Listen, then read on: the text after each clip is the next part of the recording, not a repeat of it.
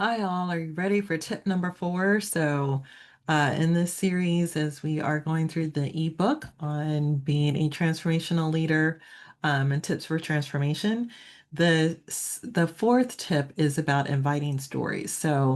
Um, as a psychologist for many years, I have learned that stories are really like critical. And one of the things that we do, very intentionally, is to help people be aware of the stories that they're telling themselves. So if you've ever read Brene Brown, you've probably heard this as a strategy to be aware, one, of like what is the story that you're telling yourself in your own head about what might be going on.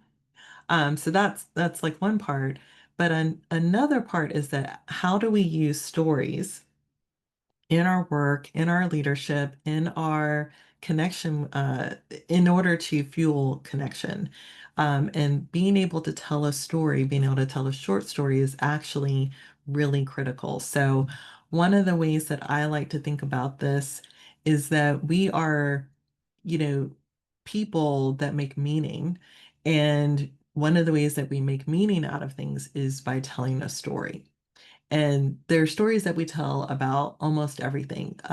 From an appreciative lens, one of the first stories that I think about is when you are about to purchase, let's say, a car.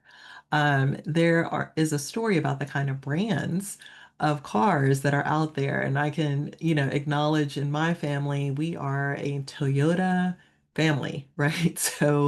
Um, all other car brands have some story of letting us down or breaking down, having issues, being difficult to fix, all of that sort of stuff. And then we have these long stories of having Toyotas that have been with us for 10 plus years and go from one family member to the other family member to the next family member. And so our story, the story that we talk about, and influences our behavior is that we feel that Toyotas are reliable. And so therefore, that is the first kind of car that we would probably be looking at. And any other brand tends to be um, approached with some kind of suspicion.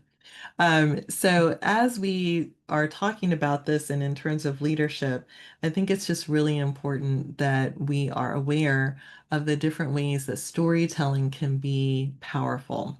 And so I wanted to just share with you very quickly sort of these few things. One, storytelling helps to fuel connection. Storytelling also gives you the ability to start to convey a vision. If you are in a position of leadership, right, one of the things that you're going to be trying to do is get people on board or start to create a vision for where you're all going together. And so being able to share your vision through a story is a very compelling and strategic way in which to bring people along. What that also does is create a sense of shared purpose. Not only you telling your story, but actually having your team members, the community, your stakeholders, your board members share their story. And then from there, you can see what are the things that are in common, what are these, the themes that are in common, what are the things that are like really standing out and like really clear that everyone's like, "Ooh, I really like I connect with that vision." And then they're able to actually move forward on that. So a quick way to think about this, I was doing some work in the recovery community, and one of the visions that we was shared, a story that was shared, was how will we know, right? The question was, how are we going to know that we've arrived and that that recovery is a household name? And one of the visions and the stories was that is that we would have billboards that when you are on the bus or you are shopping, you see stories and billboards that talk about the hope of recovery. And so in the state of Georgia in which I live now, we see that there are billboards all over the state, where you have a picture of a person and they are talking about their story of recovery and they're saying, I am the face of long-term recovery. And so that vision that was set by telling a story has been laid the foundation for actually having that come to be. and there also being a kind of energy, a shared purpose for why we would be all wanting to see the hope of recovery and not just talk about the the difficulties of addiction or mental illness. So the other thing I also talk about here is that when we think about storytelling, I'm just going to go back to pieces that I say over and over again. Facts don't change people, stories do. So I like to quote this piece from John Blake. This is a wonderful book that he wrote, and one definitely commend and say, please, check out this book. And the story of the book is more than I imagined. But the key part that I want to stress here is that so often we want to we lead with the numbers, we lead with the facts.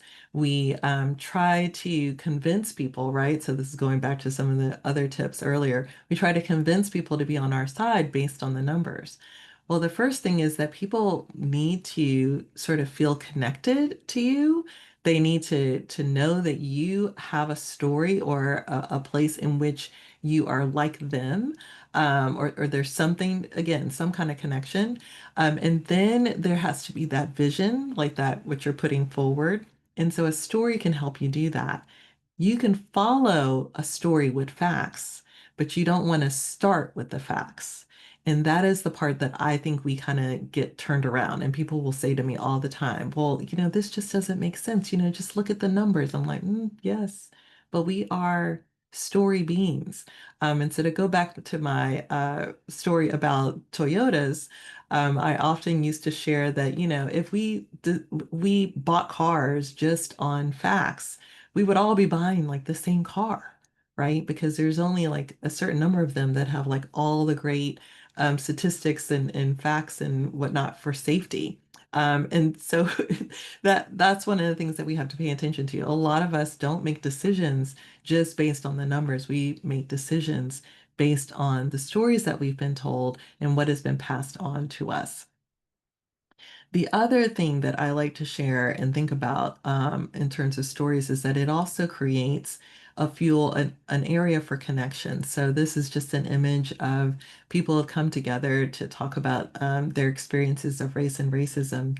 And it's important to recognize that we can come together and we can listen to each other and when we're sharing our stories, people lean in. So that is what this particular situation, like what's actually happening in this moment, or people are leaning in because they're hearing each other's stories. And there's a way in which that also creates a space for healing and ideas for what we can do to move forward.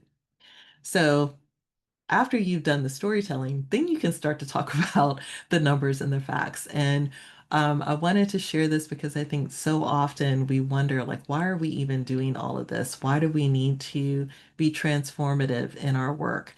And in 2024, there's a recognition that there's an epidemic of loneliness. And specifically, if we look here in terms of isolation, we have growing numbers of isolation, social isolation, and fewer opportunities in which we engage with our friends, in which we do things that are non-household engagement, or where there is a social engagement with others. And this is not really all that long ago, right? So we're looking at data from 2003 to 2020. And so often in our work, I think it's important that we pay attention to that we might be on social media, right, in terms of our phones, but that does not fuel a sense of connection. You feel a sense of connection when you have been able to share and hear stories and have your story be heard from other people. So as we close this out, I just wanted to make note, we'll come back to that part. So as we close this out for this particular piece of inviting stories, I just want to encourage you as a leader to really think about what is your personal story, and how can you invite other people in to share their personal stories about what they care about, and that as you learn to practice storytelling, that you will start to see connection, you will start to have a vision for where you can go and move forward, and that you can all work in this direction of shared purpose. So again, thank you for listening to this video all the way through. I would love to hear and see in the comments, what are some of your stories of connection? How are you experiencing this epidemic of loneliness?